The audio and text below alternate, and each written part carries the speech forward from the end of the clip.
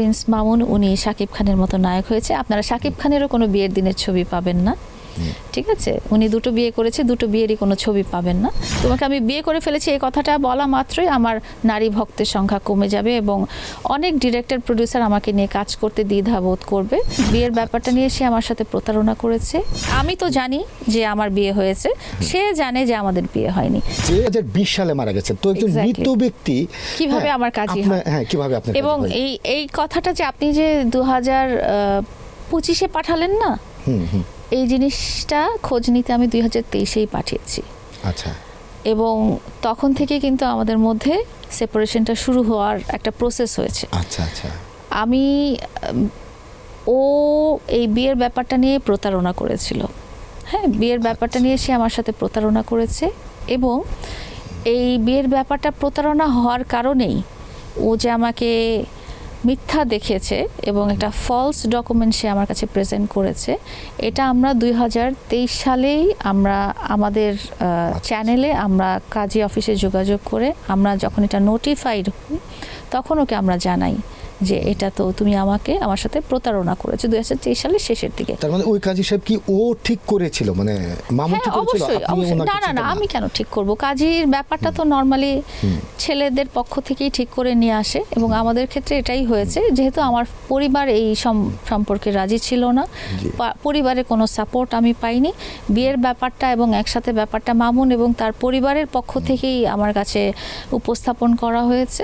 তো বিয়ের ব্যাপারটা যখন আমি বলেছি যে আমার বাসায় থাকতে হলে আমার সাথে বিয়ে করে থাকতে হবে, না হলে আমার বাসায় থাকা যাবে না, তুমি অন্য কোথাও থাকতে পারো। তো তারা যেহেতু আমার বাসাতেই অবস্থান করতে চেয়েছে এবং তাদের এই অপশনটাই ছিল এবং এইমাত্র একটা কারণেই কিন্তু নারী শিশু ট্রাইব্যুনালে আমার যে ম্যারেজ ডিসপিউটের মামলাটা এটা চলছে, যেই কারণেই মামলাটা আমি দায়ের করেছি 2024 সালে। মানে 2023-এর শেষের দিকে আমি এই ব্যাপারটা খোঁজ লাগানোর চেষ্টা করেছি যখন সে আমাকে মেরেছিল ডিসেম্বরে। তারপরে আমি ধরেন জানুয়ারি থেকে মার্চের মধ্যে, 24 সালের জানুয়ারি থেকে মার্চের মধ্যে আমি আমার লোক পাঠাই এবং আরও ভালো করে ইনভেস্টিগেশনের ব্যাপারটা আপনি তো জেনেছেন 2025-এ, বাট আমি 2024-এর জানুয়ারি থেকে মার্চের যে কোনো একটা টাইমের মধ্যে আমার লোকরা যে কনফার্ম হয়ে আসে যে আমার সাথে আসলে বিয়ে নামক প্রতারণা করা হয়েছে এবং এটা যখন আমি জানতে পারি তখনই আমি নারী শিশু ট্রাইব্যুনালে যে আমাদের যে ডিসপিউটের মামলাটা হয়েছে তখনই আমি সেটা অ্যারাইজ করি যে আমার সাথে বিয়ে নামক প্রতারণা করা হয়েছে। বিয়ের দিনের ছবি নেই কেন? নেই কারণ হয়েছে যে প্রথম কথা যে আমাদের প্রিন্স মামুন উনি শাকিব খানের মতো নায়ক হয়েছে। আপনারা শাকিব খানেরও কোনো বিয়ের দিনের ছবি পাবেন না, ঠিক আছে? উনি দুটো বিয়ে করেছে, দুটো বিয়েরই কোনো ছবি পাবেন না। তো আমাদের প্রিন্স মামুন তখন নায়ক হতে চেয়েছেন এবং আমাদের প্রিন্স মামুন শাকিব খানকে অনুসরণ তো তখন থেকেই করতেন। আমি আপনাকে বলেছি যে উনি শুধু শাকিব খান ছাড়া আর কোনো নায়ককেই চিনতেন না এবং তার ইচ্ছা যে উনি ওরকম লেভেলের স্টার হবেন এবং তার ফ্যামিলিরও সেরকমই ইচ্ছা এবং তার মা এটা বুঝিয়েছেন এবং সবসময় বলেছেন। আপনারা যদি তার মারও ইন্টারভিউ দেখেন, ওনার মাও কিন্তু নিউজ মিডিয়াতে আসেন। হ্যাঁ, ওনার মাও কিন্তু অনেক সময় বলেছে যে ওদের মধ্যে যখন কোনো অনুষ্ঠান হবে বা কোনো কিছু হবে তখন আমরা সেটা বড় করে অনুষ্ঠান করব, তখন আমরা অনেক লোক দাওয়াত দিব, স্টেডিয়াম ভাড়া করে বিয়ের প্রোগ্রাম করব। তো তার বক্তব্য ছিল যে এটা শুধু তোমার বিশ্বাস অর্জনের জন্য বা তোমার স্যাটিসফ্যাকশনের জন্য আমরা এটা রেজিস্ট্রি করে রাখছি, বাট আমি যখন নায়ক হব তখন আমরা এটা অ্যানাউন্স করব। এখন আমি যদি অ্যানাউন্স করি তাহলে যে তোমাকে আমি বিয়ে করে ফেলেছি, এই কথাটা কিন্তু আজ পর্যন্ত সে কোথাও বলেনি। তোমাকে আমি বিয়ে করে ফেলেছি এই কথাটা বলা মাত্রই আমার নারী ভক্তের সংখ্যা কমে যাবে এবং অনেক ডিরেক্টর প্রডিউসার আমাকে নিয়ে কাজ করতে দ্বিধাবোধ করবে।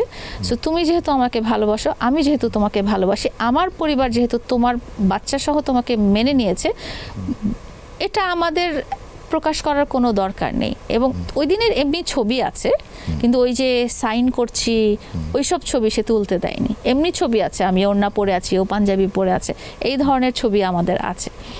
তো এটা আমাকে তাকে বিশ্বাস করা ছাড়া কোনো উপায় নেই, কারণ সে আমার ভালোবাসার মানুষ এবং সে তখন অলরেডি আমার বাসায়। আমরা সেপারেটেড হয়েছি 2024 সালের 24 মার্চে। আপনি যখন 23 সালে আসলে জানতে পারলেন যে আসলে 23 সালে না, এটা হয়েছে 23 সালের পরবর্তীতে, 23 সালের ডিসেম্বরে যখন সে আমাকে রাস্তায় ফেলে একদম হত্যার চেষ্টা করছিল। তারপরে আমি তখন সেটা হবে যে 2024-এর জানুয়ারি থেকে মার্চের মধ্যে, মাঝামাঝি একটা সময়, জানুয়ারি ফেব্রুয়ারি এরকম একটা টাইমের মধ্যে, এক্স্যাক্টলি ডেটটা। তো ওই সময় আপনি জানতে পারলেন যে আসলে এটা বিয়েটা বৈধ না, বা ও আসলে বিয়েটা হয়নি। হ্যাঁ, তো এরপরেও আরো 1 বছরের মতো আপনারা, না 1 বছর না, হ্যাঁ সুন্দর একটা সম্পর্ক না 1 ছিল। বছর না, জি 1 বছর না, 2023-এর ডিসেম্বরে ও আমাকে অ্যাটাক করেছিল। আমি খোঁজ খবর নেওয়ার চেষ্টা করি যে 2024-এর জানুয়ারি ফেব্রুয়ারি এরকম টাইমে, 2024-এর মার্চে সে চলে গেছে। আচ্ছা, যখন আপনি যখন আমি জানতে পেরেছি তখনই সে চলে গেছে আর কি। আচ্ছা, এরপরে আসলে আপনাদের সেপারেট, এরপরে আমরা সেপারেটেড হয়েছি। বিয়েই আসলে একটা প্রহসন ছিল, প্রতারণা ছিল। আমি তো জানি যে আমার বিয়ে হয়েছে, সে জানে যে আমাদের বিয়ে হয়নি, কিন্তু আমরা কখনোই, আমি বলতে পারিনি নিউজ মিডিয়াতে, কারণ হচ্ছে যে আমাকে বলেছে একটা কারণ, আমার হাজার হোক নিউজ মিডিয়া যাই হোক, সে তো আমার স্বামী, তো তার কথা তো আমি প্রায়োরিটি দেবো। এবং সে বলেনি, এখন আমি বুঝতে পেরেছি সে বলেনি, কারণ তার তো ওই ব্যাপারটাই ডিসপিউটেড ব্যাপার ছিল।